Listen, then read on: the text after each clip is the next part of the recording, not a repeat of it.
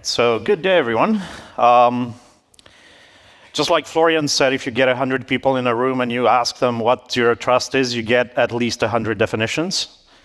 So let's just have a quick show of hands. How many of you have already implemented zero trust solutions in their infrastructure today? That's 2 hands. So that means you're in the right tree. That means you're in the right room, I guess. I won't talk a lot about myself. My background is in IT, cybersecurity, infrastructure, networking. I mostly deal with cybersecurity advisory, acting as a virtual CISO for a number of customers over in the US and here in Europe. I've been doing this for a little over 20 years, and this is all kind of based on some of that experience. You can get in touch with me. I know we won't probably have time for Q&A at the end of this session, but you can get in touch with me either after the session, or you can find my contact details there on the slide. So let's go straight into the topic at hand.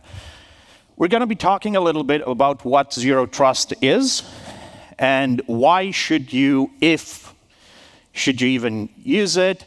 What is it good for? What are the kind of first steps that you might want to look at when you decide to implement zero trust? And I will give you a few examples. As a Microsoft MVP for 15 years now, I've dealt a lot more with their technology stack, so I'll be giving you some examples in that space. It doesn't mean they're the only ones or the best ones out there. It's just examples that you can kind of then refer back to and look at potential alternatives that may work better for you. So with that being said, if we are to look at kind of some of the latest trends in cybersecurity, I think even if you look at the impact of the recent pandemic, you can now see that remote work has kind of become a new signing bonus. Everyone now expects remote work to be a thing, even in companies that did not used to do that before. Because when the pandemic struck, companies had a choice. We either allow remote work and we figure out a way to make remote work work, or we'll be out of business in a few months or whatever. So that's the point when they realize, hey, this can actually work out. So now you've got a lot more people than before working remotely. The problem is, and this is a study from the Wall Street Journal, about 80% of companies out there are already working towards a hybrid workspace or have that kind of thing implemented. However, 94% of them have security concerns because of that. Because this has kind of changed the security landscape, and the IT guys now need to think about your home Wi-Fi and how secure that thing is, and how that will impact you connecting to whatever work-related resources that you might want to access. So that home Wi-Fi is now part of the reason for worrying for your IT guys in the company, right? And then there's increased attacks, and some of them have already been mentioned in a few sessions, even earlier today. Increased attacks by state-sponsored actors that are a bit more complex in the depth of knowledge being used and in the tooling that's being used, targeting essentially a lot of identities, targeting supply chains and stuff like that. And really, nobody's safe nowadays, and nobody can assume to be safe. That's the first mistake you can do. And you can see on the right, there's some statistics about the concerns when it comes to the hybrid workspace in different organizations. The way things changed, before we had our employees being our users. Nowadays, it could be employees, it could be partners, it could be customers that are actually users in our systems and that can access the data that we host. We used to just think about corporate devices. This is the company laptop, this is the company phone. But now, and even for a number of years now, the bring your own device, or some people might call it bring your own disaster approach, has grown. Everyone expects, I want to use my phone. I don't like the company phone. I don't like that model. I want to use my phone to check company email as well, right? So you need some form of control over those devices that do not belong to you. And when one of those devices gets compromised or gets stolen, you don't want to do a remote wipe and delete the photos of the person's dog or the photos from their last vacation or anything. You just want your corporate, your company data to be under your control, even if it's on somebody else's device. On-prem apps, that was the thing. Everything you needed was inside our network. Cloud has become a thing in recent years.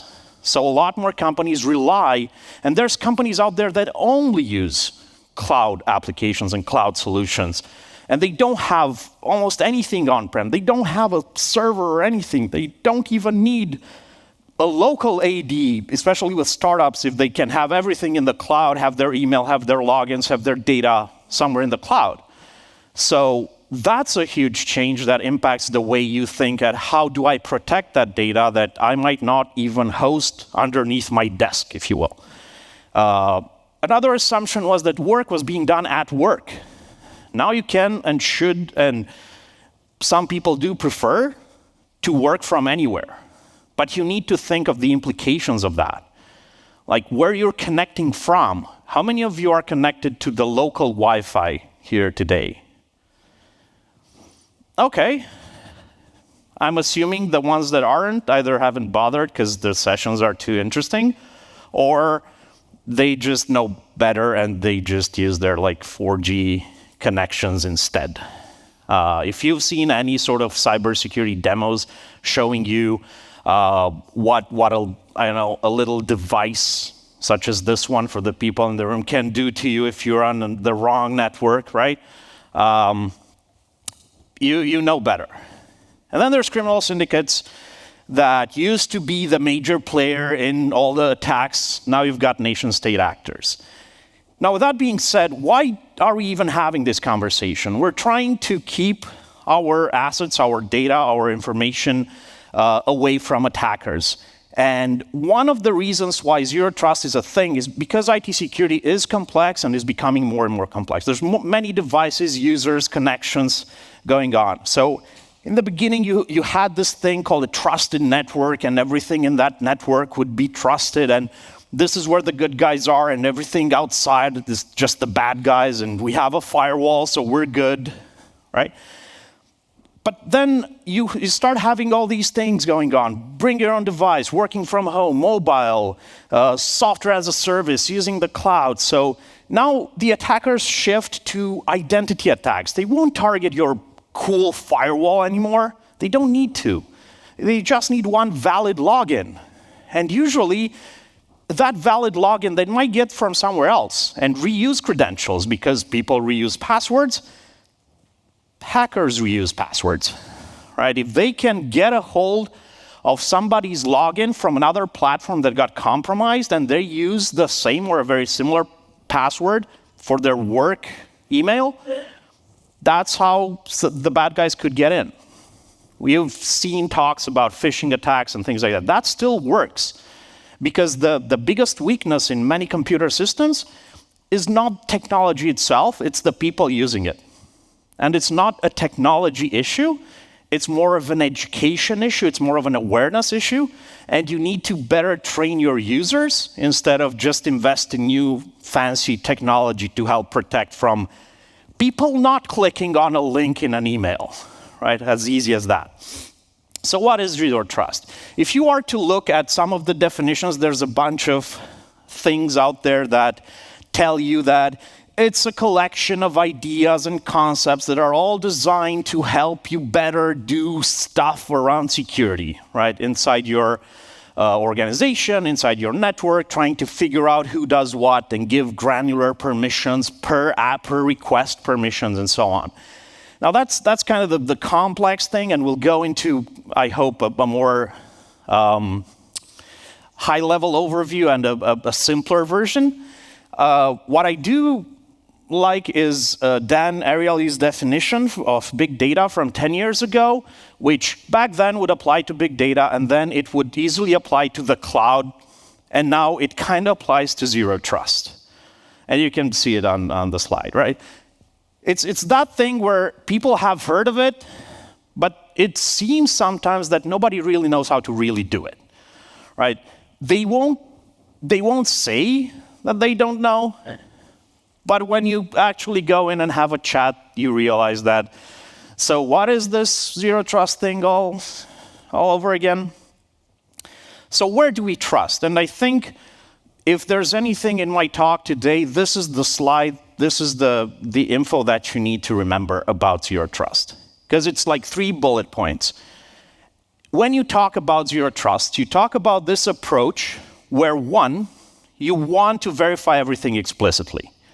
You want to ensure that you use all the data points that you can when somebody inside your network tries to access something, a server, an application, any resource. And you want to look at both the origin and the destination of that request. You want to look at the identity, the location where that user is connecting from, the health of the device they're connecting from, the service or the workload they try to access, what sort of data classification you need to enforce that, and any sort of anomalies.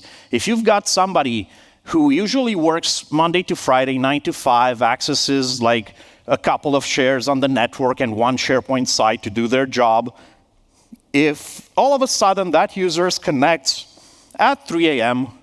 from Russia on a Saturday and tries to download the entire database of everything they have access to, it might not be the same person. Just saying. So figuring out and finding those kind of anomalies and having tools in place to detect that and hopefully block that automatically and not wait until Monday morning, 9 a.m. when the IT guys come back into the office and see the alert. From Saturday, 3 a.m. to Monday morning, the bad guys might have copied everything twice over, right? So you might want to look at implementing security measures that trigger some form of response immediately. Use least privilege access. This is the second bullet point, right? Think of approaches like just enough, just in time administration, just enough access. Give your users the right permissions that they need just to do their job for the right amount of time they need those permissions for, and then revoke them automatically. So that if that user ever gets compromised, they're not a local admin, they're not a domain admin. They don't have that permanent standing in terms of permissions. They just have exactly what they need when they need it for as long as they need it, and then that permission gets revoked. There's risk-based adaptive policies, there's data protection against out-of-band vectors that fall into the least privilege access approach. Because you might have, the longer a person stays with a company, the more permissions they might end up having at the end of the day when they leave the company, because at some point they might have needed to just change a DNS entry in the DNS zone somewhere. So they got those permissions, but those permissions were never revoked. And 5 years later, they haven't used that since, but if that account gets compromised, it's still got standing access to that resource, right? So this is the least privileged access. And third, last but not least, is the assume breach approach. It's no longer enough to just look at an approach which says, how do I prevent getting hacked? That no longer applies and hasn't applied in a while. What you need to think of is, what should I do today in order to detect if I've already been hacked yesterday? And that's the right approach. What sort of changes do I need to make in my processes, in my monitoring tools, to be able to tell that I've already been compromised? And how do I prepare to respond to that instead of hoping for the best, right? I just hope somebody else gets hacked before me, or instead, right? The problem is the traditional castle and moat security is dead, right? You don't have this like internal network protected by firewalls and intrusion detection systems and whatnot, and everything inside is safe and everything outside is just the bad guys we don't know, but we don't let them in. Traditionally, if you look at history, that hasn't really worked out well, right? It's the same in IT security. So when it comes to identities, right? Verifying all your identities, and this includes both human and workload identities. So when you think of identities, don't think of just users and their username and password, or their email and password, because you've got applications running in your infrastructure, and those things run under certain identities, right? The identity under which your web server or application or database server runs under is still an identity that has some level of access within your infrastructure. That thing runs under a certain context and can write stuff to disk and can read stuff from memory.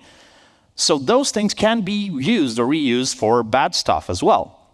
So here's where you need to look at groups and roles and locations and privileges and the risk they pose.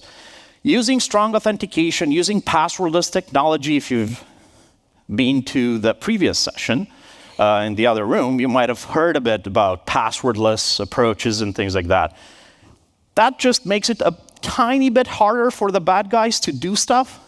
And the more of these things you put in, and the harder it is for any bad actor to do something, the likelier you are to not be hacked today, right? Because the bad guys will just get tired of that and they'll just go for the next easier target instead. Devices. Look at the devices. And when it comes to managed endpoints or BYOD, look at the health and the compliance, the type, the OS version on the devices, the encryption status. What's the risk that that device getting compromised, getting lost, getting forgotten in a taxi somewhere will pose on your company? Because more often than not, the value of the device itself is way less than the value of the data on that device. So if you forget your phone in a taxi, it's not really like I've lost a phone, I need to buy a new phone. It's what sort of information I've got on that phone and how easy it is for anyone else to access it, to unlock my phone and access it, right? And how will that affect me personally or my company, right? So you need to look at things like that. And when I talked about least privileges, this is what I was talking about. The amount of permissions that are actually being used and the amount of permissions that are being granted to users have this gap that keeps growing in time and never goes back down, or rarely goes back down. I won't say never, because if you do stuff right, then yeah, you can reduce that. And that's the whole purpose of this. Because any difference between what you need to do your job and what you've actually been granted falls under that risk category that you're exposing yourself to. When it comes to identities, like I mentioned, all identities need governance. So it's not just the user identities that go through like an onboarding process and you give people permissions and they request additional access and you grant that to them. And when they leave the company, you've got this whole employee exit procedure and things like that.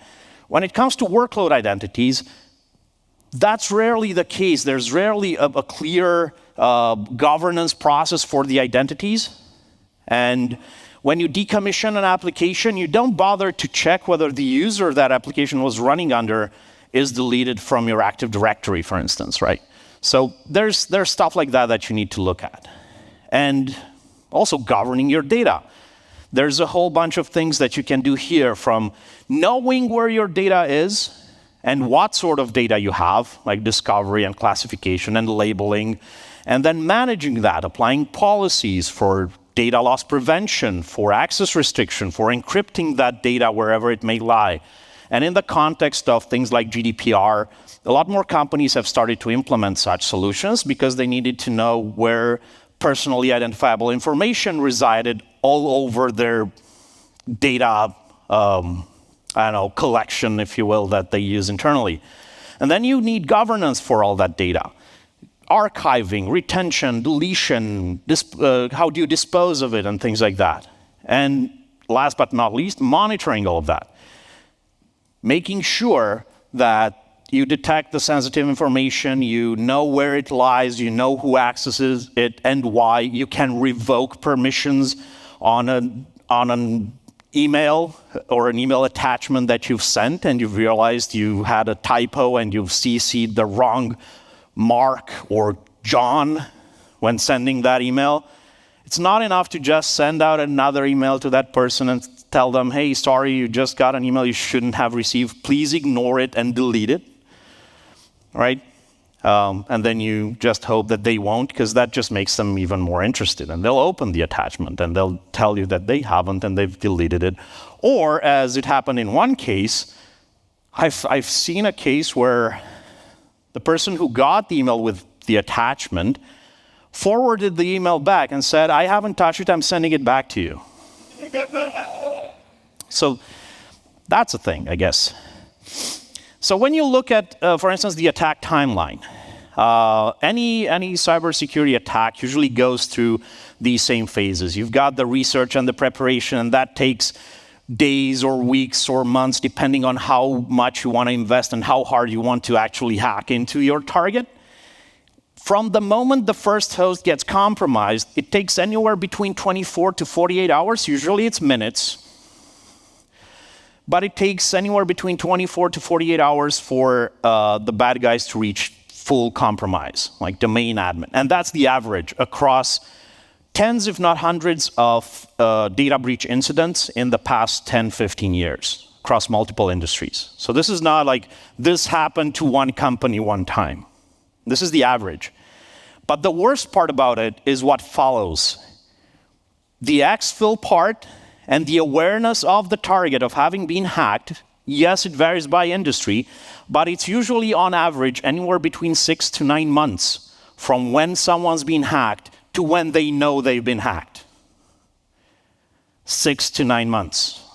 So that's the amount of time. Like, if today you think you're okay and you think you haven't been hacked, you might have been hacked 6 months ago. You don't know it because the bad guys are doing a really good job. The ones that are really good at their job, you don't even know. They get in, they get what they want, they change what they want, and then they get out and you don't even know they were there. It's the bad hackers that get discovered. Right. It's the bad hackers that end up on the news. It's not the good ones. The good ones, you don't even know they're there, and they might be there for months or years. So that's where the assumed breach part comes in. What if I've already been hacked, and how could I tell?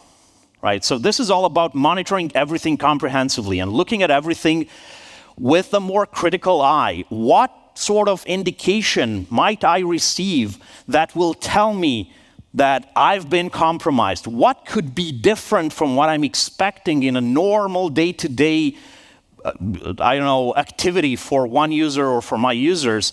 And what is that one little tiny thing that might be just a tiny blip on my radar, but that I shouldn't ignore, because it might be a part of a better, bigger, badder picture that I might not want to find out 6 to 9 months later. So this is where you look for what are called indicators of compromise or indicators of attacks. So either traces of tools and behaviors that might indicate that there's something going on that it's not really something that should be going on. And not only do you look at those things, but you might want to start defining those things yourself. All the general information that's out there might not apply to you in particular. So helping define what makes sense for you means, first off, you need to understand how these things work. And then you need to map that to your needs and to your day-to-day procedures and whatnot.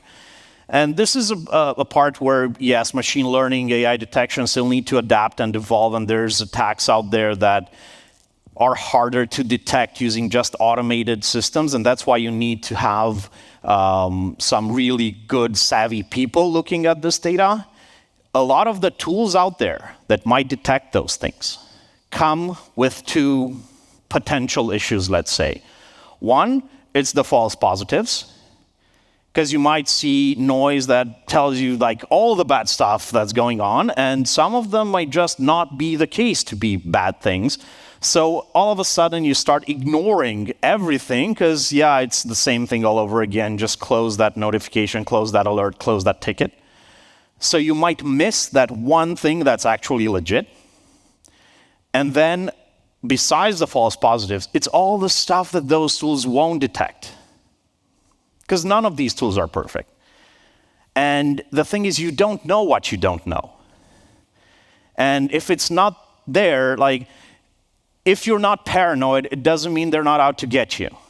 If you're not seeing anything, it doesn't mean it's not there. You're just not looking the right way.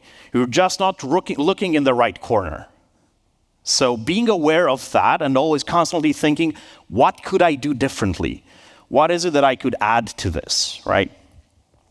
And the next step for this would be to find solutions to do automated mitigation and remediation.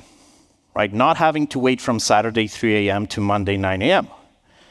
So whenever you detect a threat, you might want to have things that are done automatically. Like even if it's the same user that has connected yesterday and they've saved their login tokens and MFA, whatnot, and somehow, even if you've got two-factor or multi-factor authentication, those things can still get grabbed in different ways. Just look at, I don't know, Evil GeneX. Search for that. It's free, it's out on GitHub, and it's a nice, cool tool to help get all the two-factor, multi-factor authentication. If you convince someone to click on a link, they will end up giving you their login as well as everything you need in terms of cookies and tokens and whatnot for you to authenticate on a web service somewhere that actually requires, and they might be using two-factor authentication. You won't need that anymore. But if you detect some anomaly, it's still the same user, but they're not connecting from the same device or from a location they usually connect from. Even if you know they're logged in or they give you their device gives you all the credentials that you need and all the tokens and everything, you can still force them to re-authenticate using MFA. Right? So there's solutions that will trigger these things when any anomalous behavior shows up. Right? Forcing a password reset or restricting their permissions. And then you can go even further and look at threat response playbooks. Like, do you just notify somebody when this happens? Do you automatically block? Or do you take any sort of measures by default, by design, instead of just waiting for the human in the chain to make a decision? In some cases, you might want to do that even at the risk of preventing a legitimate user to perform a legitimate activity. So that's part of your own risk analysis, if you will. So when it comes to zero trust, this is kind of the big picture, high-level look at what zero trust actually entails. So I mentioned identities, whether they're human or not human. You look at the authentication. At the endpoints, whether they're corporate or personal, you look at the device compliance.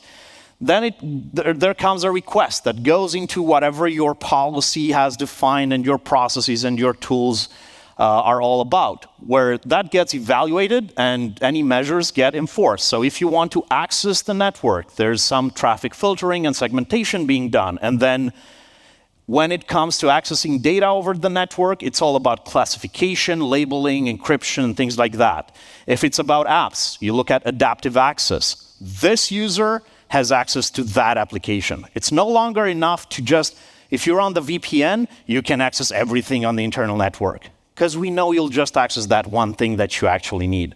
Yes, a legitimate user will do that. The bad guys won't, right? So you might want to restrict that at a more granular level and have that identity to application or to workload relationship, one-to-one relationship, and enforce that. And then with infrastructure, you've got runtime control, just-in-time versioning for anything, IaaS, infrastructure as a service, platform as a service, and so on. All of this feeds into stuff that's being monitored and analyzed for threat protection, for response automation, for continuous assessment, forensics, and then you can look at policy optimizations, things around governance and compliance and security posture assessment. And that all feeds back into how you change and adapt your zero trust policy. So that's kind of the big picture. Now there's a lot of places out there that you may find more information about this. one that I would recommend is to take a look at the open group approach for this.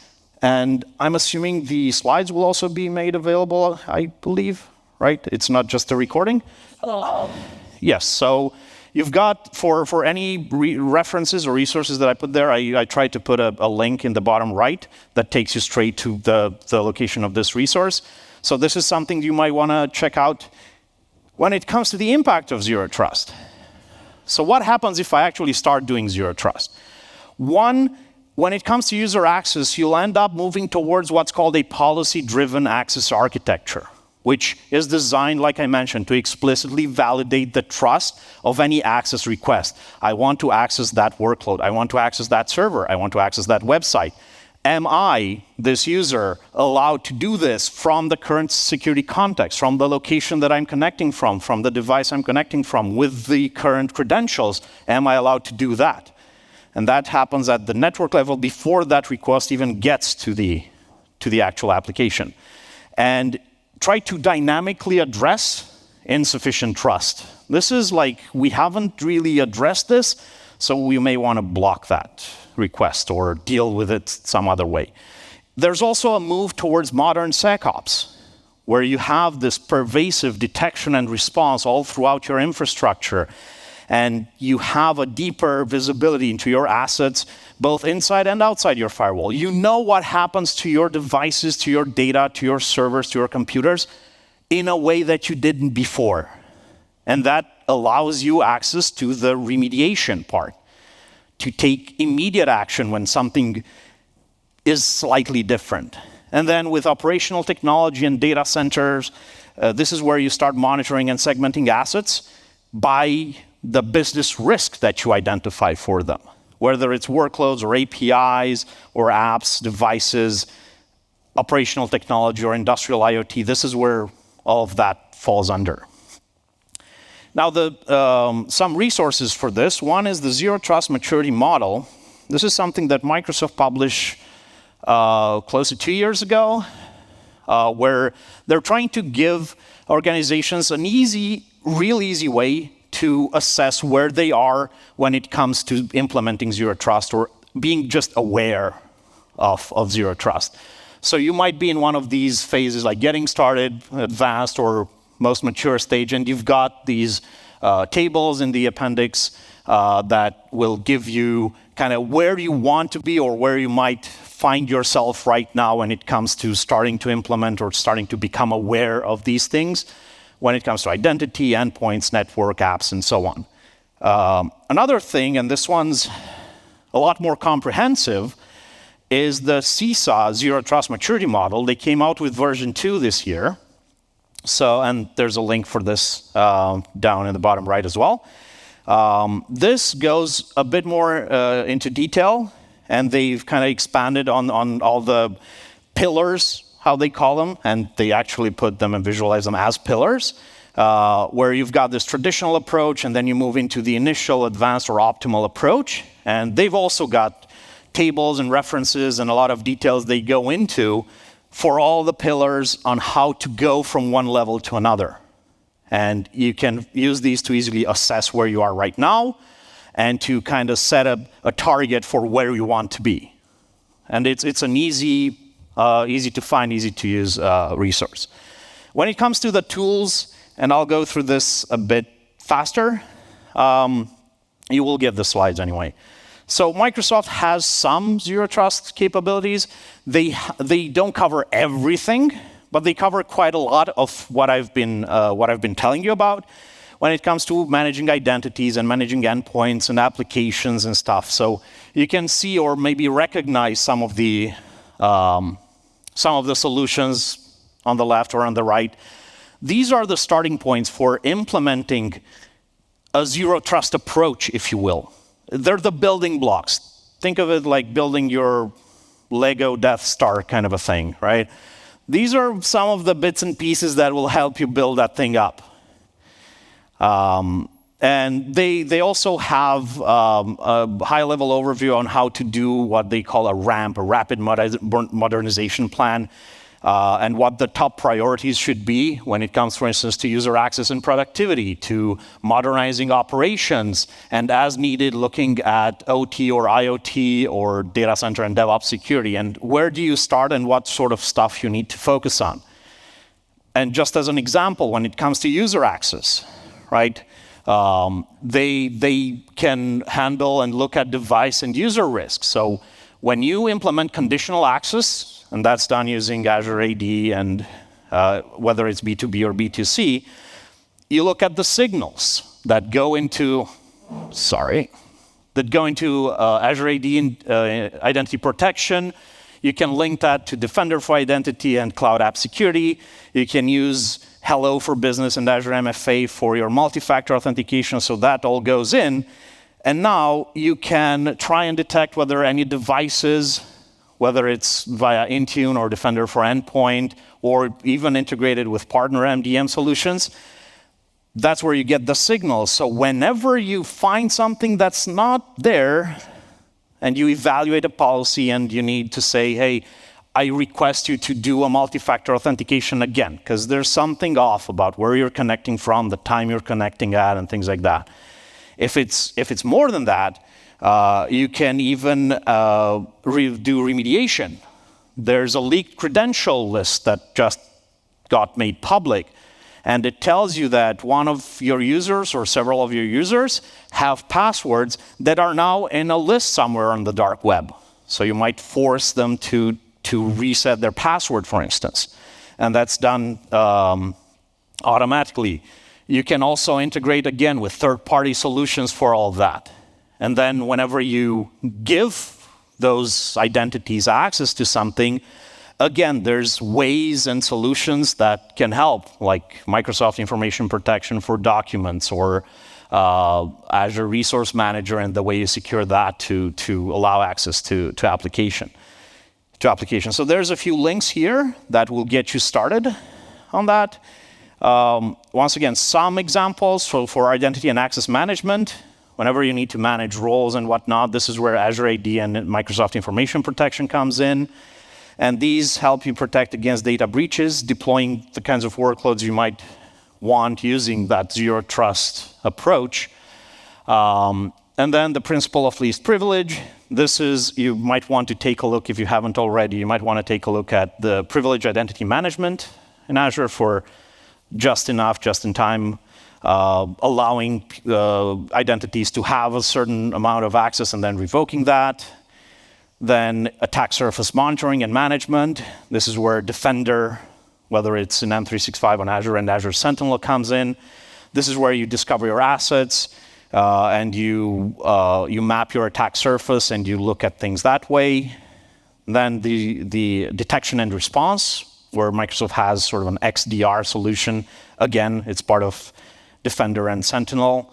The software-defined perimeter. This is also known as zero trust network access, where everything is software, right?